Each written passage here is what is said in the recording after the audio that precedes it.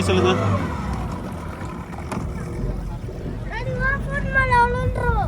நான் பார்த்து இப்படியே தான் வச்சிருக்கேன், நீ பயப்படாத. மித்தனை இங்க பார்த்து ஹாய் சொல்லு. தனுஷ் ஹாய் சொல்லு. அப்படியே நான் கரெக்டாக இருக்கேனா?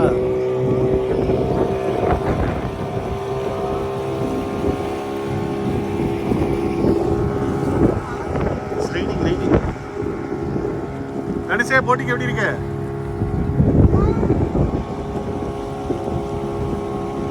போன உள்ள போட்டுறாதீங்க.